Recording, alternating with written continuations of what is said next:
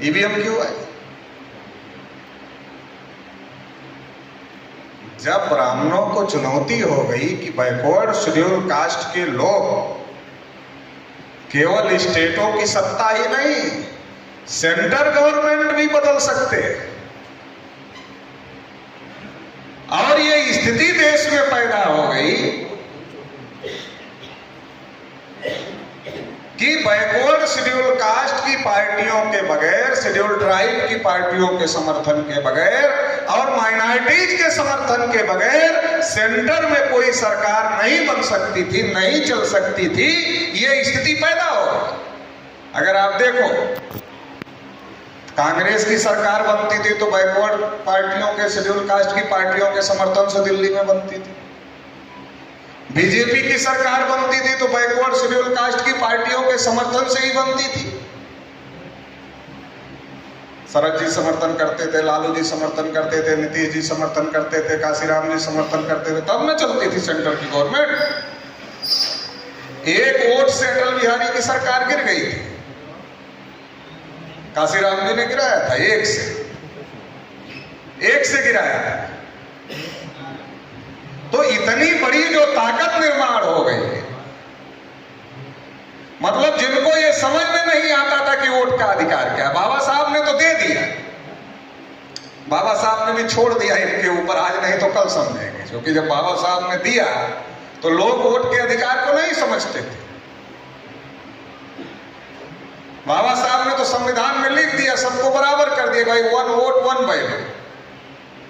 मनुस्मृति में ब्राह्मण ऊपर था, अभी नहीं है, अभी हमने संविधान बना दिया है, अभी ब्राह्मण ऊपर नहीं है। ब्राह्मण भी वोट डालेगा तो एक ही गिना जाएगा, शेड्यूल कास्ट का आदमी वोट डालेगा तो एक ही गिना जाएगा, शेड्यूल ट्राइब का आदमी वोट डालेगा तो एक ही गिना जाएगा। कोई भी भारत का नागरिक वोट डालेगा तो एक ही गिना जाएगा, किसी का कम ज्यादा नहीं गिना जाएगा। तो ये संविधान में लिख दिया और सारा सिस्टम संविधान में लिख दिया ताकि कोई अनियंत्रित ना होने पाए। विधायिका को कानून बनाने का अधिकार दिया, कार्यपालिका को अमल करने का अधिकार दिया, सुप्रीम कोर्ट को देखभाल करने का अधिकार दिया कि कोई सरकार गलत तो नहीं बना रही है। अगर गलत कानून बना रही है तो सुप्रीम कोर्ट को अधिकार है उसको रद्द कर दे। संविधान के खिलाफ अगर बना रही है तो सुप्रीम कोर्ट को अधिकार दिया इसको रद्द कर दे कानून। सुप्रीम कोर्ट के जज भी मनमानी ना करे, इसके लिए महाभियोग संसद ला सकता है, इसकी व्यवस्था भी दी है। चुनाव आयोग को स्वतंत्र रखा कि ये किसी पार्टी के दबाव में ना रहे, ये स्वतंत्र तरीके से वोटिंग कराए। लेकिन क्या ये सारी संस्थाएं क्या आज ठीक प्रकार से अपना काम कर पा रही है? ये सारा सिस्टम तो बना, क्यों नहीं कर पा रहे? क्योंकि जब एक ही आइडियोलॉजी के लोग, एक ही जाति बिरादरी के लोग जब हर जगह बैठ जाएंगे तो फिर स्वतंत्रता कहां रही है? लोकतंत्र का जो प्राण तत्व है वो प्रतिनिधित्व होता है। ये इतनी बड़ी भारत की आबादी है, इतने लोग जाकर वहां नहीं बैठ सकते पार्लियामेंट में। अब इतने लोग पार्लियामेंट में नहीं बैठ सकते तो फिर व्यवस्था क्या बनाए? ये अपने प्रतिनिधि चुनकर भेजे। तो लोकतंत्र का प्राण तत्व क्या है? प्रतिनिधित्व है। मतलब प्रतिनिधि चुनकर भेज रहा जाए और वो प्रतिनिधि जो लोग उनको भेज रहे हैं उनकी तरफ से वहां बात रखें। तो इसके लिए अलग अलग लोकसभा बना दिया, अलग अलग विधानसभा बना दिया। फिर शेड्यूल कास्ट, शेड्यूल ट्राइब के लोगों को रिजर्व कर दिया, क्योंकि उन्होंने समझा कि ये भारत केवल भौगोलिक क्षेत्र में नहीं बटा हुआ है, बल्कि भारत जाति वर्ण के सिस्टम में भी बटा हुआ है। इसलिए उसके लिए भी रिजर्वेशन लागू किया, सामाजिक समूहों को रिजर्वेशन लागू किया। फिर उन्होंने देखा कि अलग अलग जगह अगर प्रशासन में अलग अलग सामाजिक समूह के लोग नहीं होंगे तो कानून तो बन जाएगा मगर अमल में नहीं आए। तो इनके प्रतिनिधि हर जगह होने चाहिए। तो इसके लिए क्या किया? नौकरियों में रिजर्वेशन दे। अब ये सारा सिस्टम हो गया मगर लागू करने वाले लोग कौन? तो बाबा साहब अम्बेडकर ने जब संविधान सौंपा तो सौंपते समय कहा कि संविधान कितना भी अच्छा हो लेकिन अगर उसको लागू करने वाले लोग अच्छे ना हो तो अच्छा साबित नहीं हो सकता है। संविधान कितना भी अच्छा हो अगर उसको लागू करने वाले लोग अच्छे ना हो तो अच्छा साबित नहीं होगा। अब संविधान में सारी व्यवस्था है लेकिन संविधान में कुछ बातें जो न्याय देने के लिए रखी गई है उन्हीं बातों का उपयोग करके अन्याय किया जाता है। जो न्याय देने के लिए रखी गई है उन्हीं बातों का उपयोग करके, चूंकि जो चलाने वाले लोग हैं वो अपनी जाति का ध्यान में रखकर चलाने का काम कर रहे हैं, तो इसलिए ऐसा हो रहा है। और इसलिए तमाम संवैधानिक संस्थाओं पर ब्राह्मणों का कब्जा बरकरार है और सारे मिलजुल कर काम कर रहे हैं। अच्छा, अभी चलो इलेक्ट्रोनल बॉन्ड किसी ने खरीदा, किसी पार्टी को दिया, अब वो डाटा एसबीआई क्यों छुपाने में लगी है? एसबीआई को छुपाने का क्या मतलब है? एसबीआई से क्या लेना देना है उससे? एसबीआई का काम तो केवल इतना था, उससे बॉन्ड खरीदा और जिस पार्टी ने लगाया उसके पक्ष में एसबीआई ने पैसा ट्रांसफर कर दिया। अब अगर सुप्रीम कोर्ट मांग रहा है तो एसबीआई को कौन सी परेशानी है देने में भाई? एसबीआई का तो उससे कुछ लेना देना नहीं है। एसबीआई का तो केवल इतना है, जो सरकारी नियम था उसके अनुसार उसने बॉन्ड बेचा और जिसने खरीदा उसने जिस पार्टी को दिया उस पार्टी के खाते में पैसा ट्रांसफर कर दिया एसबीआई ने। मगर एसबीआई छुपा रही है। एसबीआई को छुपाने का कोई कारण नहीं है मगर एसबीआई छुपा रही है। इलेक्शन कमीशन बार बार वकालत कर रहा है ईवीएम की, जबकि सारी पॉलिटिकल पार्टियों ने लिख करके दे दिया। जो विपक्ष की पॉलिटिकल पार्टियां हैं उन्होंने ईवीएम पर अपने सवाल लिख कर दिए और मिलने के लिए समय मांगा। चुनाव आयुक्त ने उनको मिलने के लिए समय नहीं। अब चुनाव आयोग तो स्वतंत्र संस्था है। चुनाव आयोग को क्या दिक्कत है विपक्षी पार्टियों से मिलने में? और अगर देश की सबसे ज्यादा जो पब्लिक है वो चाह रही कि ईवीएम से चुनाव ना हो, बैलेट पेपर से हो, तो चुनाव आयोग को क्या दिक्कत है? मगर चुनाव आयोग को दिक्कत लग रही है। तो इससे यह पता चलता है कि चुनाव आयोग को भारतीय संविधान ने निष्पक्ष रखा, स्वतंत्र संस्था रखा, लेकिन चुनाव आयोग स्वतंत्र संस्था की तरीके से काम नहीं कर रहा है। क्यों नहीं कर? अब तो रिवाज चल गया है, जज इस्तीफा देकर भाजपा से चुनाव लड़ जाता है। जज इस्तीफा देकर भाजपा से चुनाव लड़ जाता है। जज रिटायर होने के बाद राज्यपाल बन जाता है, राज्यसभा में चला जाता है। जब सुप्रीम कोर्ट, हाई कोर्ट के जजों का यह हाल है तो चुनाव आयोग के अधिकारी तो भारत सरकार की नौकरी करके आ रहे हैं। जो चुनाव आयोग के आयुक्त बनाए जा रहे हैं कहां से आ रहे हैं? तो सरकार की नौकरी करके आ रहे हैं।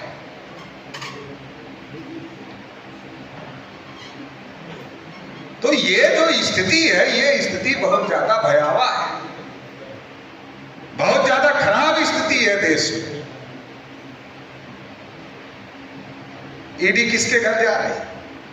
सरकार का नहीं। ईडी सीबीआई स्वतंत्र है, हमारा कोई लेना देना नहीं। सरकार का क्या? ईडी सीबीआई स्वतंत्र है, हमारा कोई लेना देना नहीं। किसके घर जा रहे हैं?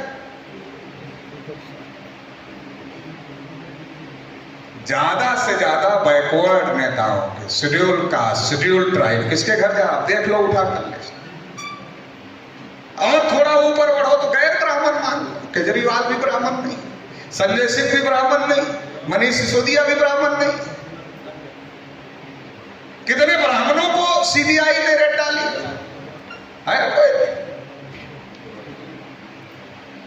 शिबू सोरेन आदिवासी है, हेमंत सोरेन, तेजस्वी, अखिलेश यादव, मायावती, इन्हीं के यहां जा रही है।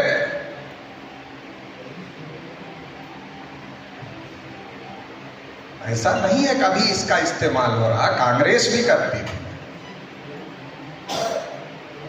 इसलिए मैं कह रहा हूं, ऐसा नहीं केवल अभी हो रहा है, कांग्रेस भी ऐसे ही बैकवर्ड नेताओं पर दबाव बनाने के लिए ऐसा ही करती थी। लालू जी के ऊपर जो केस था,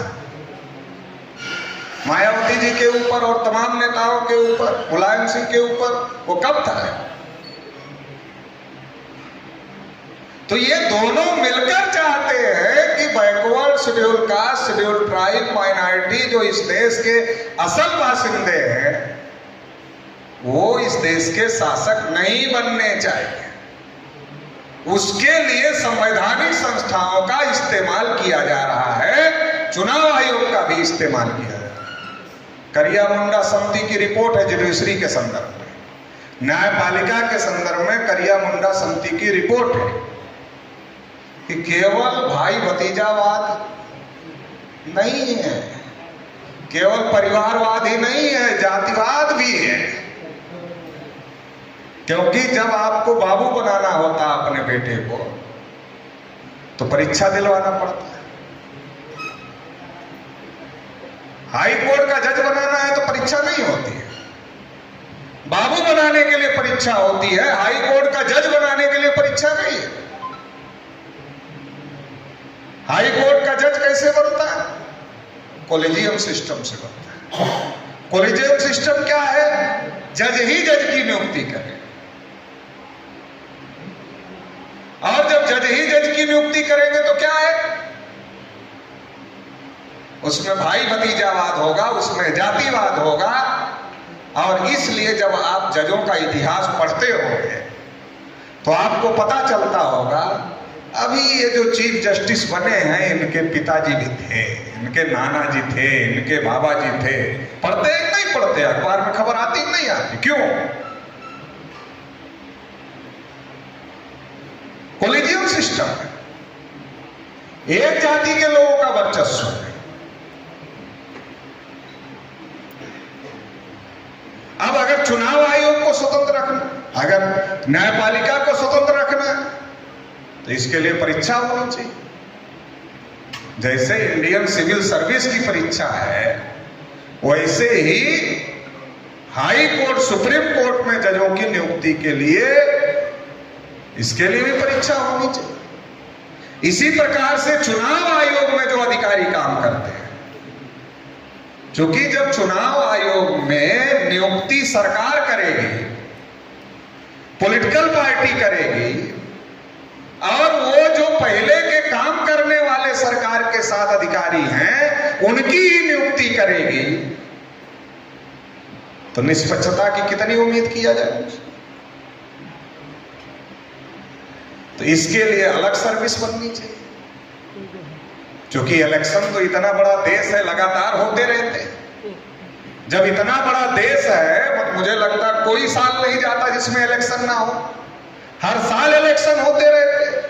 तो इसके लिए इंडियन इलेक्शन सर्विसेज नाम की एक अलग से इसके लिए ये व्यवस्था की जा सकती है, और इसका अलग कंपटीशन, अलग परीक्षा हो सकती है।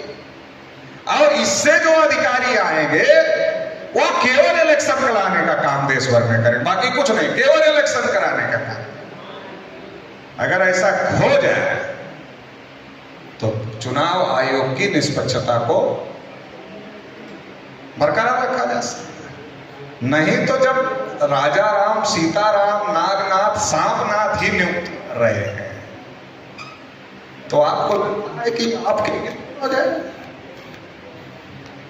आपके हित में होने वाला नहीं।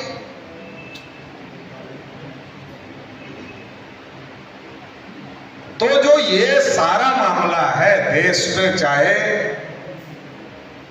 विधायिका में तो वो लोग कब्जा किए ही, और जब से ईवीएम आ गई तो कांग्रेस तो चोरी चोरी कब्जा कर रही थी, क्योंकि तब खुला नहीं था ईवीएम का। कांग्रेस चोरी चोरी कर रही थी, लेकिन जब बीजेपी वालों ने पकड़ लिया तो बीजेपी खुलेआम कर रही है। तो बीजेपी को किसी का डर भय नहीं है, क्योंकि डर किसका होता है? विपक्षी पार्टी का। जब विपक्षी पार्टी में हो गई है तो अब डर किस बात का है? अरे भाई, जो सत्ता में होता है विपक्ष के लोग हल्ला मचाते हैं। अब बीजेपी के खिलाफ कांग्रेस है, ईवीएम पर किसको बोलना चाहिए? कांग्रेस को बोलना चाहिए। राहुल गांधी न्याय यात्रा चला रहे हैं, ईवीएम हटाओ यात्रा चला लेते। ईवीएम हटे बगैर न्याय कैसे होगा भाई? न्याय यात्रा चला रहे, ईवीएम हटाओ यात्रा चला लेते। तो समझौता है। तो ये जो समझौता है, इससे डर ही नहीं रहा। जब डर नहीं रह गया इस समझौते की वजह से, तो उसका नतीजा हुआ अनियंत्रित हो गई बीजेपी। हम कुछ भी करेंगे हम ही जीते, और तुम कुछ नहीं कर सकते। और ज्यादा बोलते हैं टीवी पर किसी पार्टी का प्रवक्ता, तो बीजेपी वाले क्या बोलते हैं? अच्छा चलो, तुम ये सब कह रहे हो कि हमने महंगाई बढ़ा दिया, हमने रोजगार नहीं दिया, हमने किसानों के ऊपर गोली चलवा दिया। चुनाव तो हम ही जीत रहे हैं, तुम तो जीत नहीं रहे। तुम बिना मतलब का बोल रहे हो, ये सब हमारे ऊपर आरोप लगा रहे हो, मगर चुनाव तो हम ही जीत रहे हैं। जब चुनाव हम ही जीत रहे हैं, इसका मतलब जनता मान रही हम सही कर रहे हैं। हम महंगाई बढ़ा रहे हैं तो भी सही कर रहे हैं, बेरोजगारी बढ़ा रहे हैं तो भी सही कर रहे हैं, किसान आत्महत्या करे चाहे किसान के ऊपर हम गोली चलवाएं तो भी जनता समझ रही है हम सही कर रहे हैं, इसलिए हम ही जीत रहे हैं। तो ये जो खुलेआम खेला चल रहा है, ये खुलेआम खेला चलने के पीछे विपक्ष इस खेला में शामिल है, चाहे डर से, चाहे भय से, चाहे आगे मौका लेने की उम्मीद से। जैसे एक उम्मीदें भी तो होती है, चलो इस बार हमको कर लेने दो, अगली बार तुम्हारा हो जाएगा। ये सिस्टम ही खत्म हो जाएगा, ना तुम आओगे ना हम आएंगे। बैकवर्ड शेड्यूल कास्ट की पार्टियां कब्जा कर लेगी, SC ST OBC की पार्टियां कब्जा कर लेगी। इनको रोकना है तो हम तुम मिली भगत से चलाते हैं। तो ये बहुत बड़ा षड्यंत्र देश में चल रहा है, लड़ने के लिए नोरा कुश्ती चल रही है। नोरा कुश्ती दिखाने के लिए इलेक्टोरल बॉन्ड पर कांग्रेस बहुत एक्टिव हो गई है, ईवीएम पर तो कभी इतना एक्टिव नहीं होती। जितना एक्टिव इलेक्टोरल बॉन्ड पर है, अगर इतना एक्टिव ईवीएम पर हो जाते तो ईवीएम हट गया होता। ईवीएम पर कभी इतना एक्टिव नहीं होती। तो ये जो हमारे पूर्वज, जो हमारे महापुरुष हमको हक अधिकार दिए, उसको खत्म करने का बहुत बड़ा षड्यंत्र ईवीएम को सामने लाकर किया जा रहा है। क्योंकि पहले तो हम समझ ही नहीं पाए लोकतंत्र क्या है, वोट का अधिकार क्या है, ये क्या है। जब समझने लगे तो उसको काउंटर करने के लिए ईवीएम का उपयोग, जो काम पहले माफिया करते थे कि बूथ पर वोट डालने नहीं देते थे, वोट लूट लेते थे, अब वो काम ईवीएम कर रहा है, आपका वोट लूट रहा है। इलेक्शन कमीशन का काम है पारदर्शी चुनाव कराना। पारदर्शी क्या है? हम वोट डाल रहे हैं तो हमें समझ में आना चाहिए कि जिसको हमने वोट दिया उसी को वोट मिला है, ये हमें पहले समझ में आना चाहिए ना। मैं गांव में गया, मैंने लोगों से पूछा कि आप लोग ईवीएम में वोट डालते हो तो आपको समझ में आता है कि आपने जहां वोट डाला फिर वो वोट कहां गया, फिर उसकी गिनती कैसे होती है, ये पूरी प्रक्रिया आपको समझ में आती है? तो गांव के लोगों ने कहा हमें तो समझ में नहीं आता है।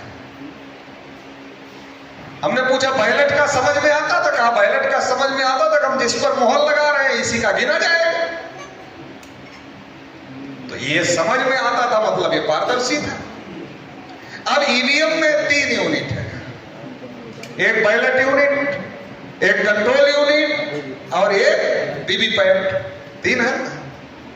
बटन कहां दबती है? बैलेट यूनिट में। दिखाई कहां देता है? वीवीपैट में।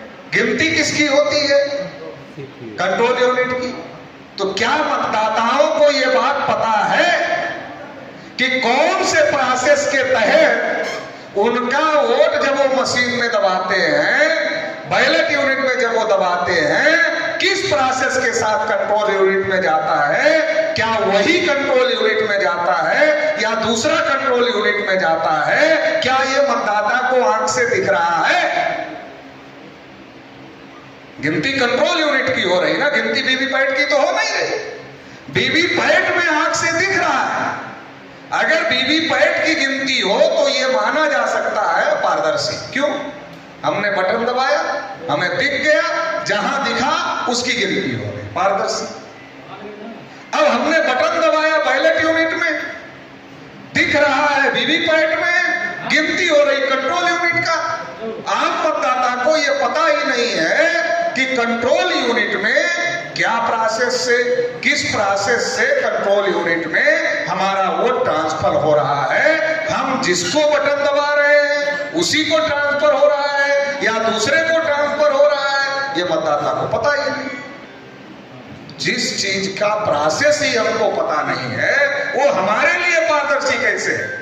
इलेक्शन कमीशन के लिए हो सकता है क्योंकि इलेक्शन कमीशन को प्रोसेस पता है, लेकिन आम वोटर को वो प्रोसेस पता नहीं है। और जब आम वोटर को प्रोसेस पता नहीं है तो आम वोटर के लिए पारदर्शी कैसे?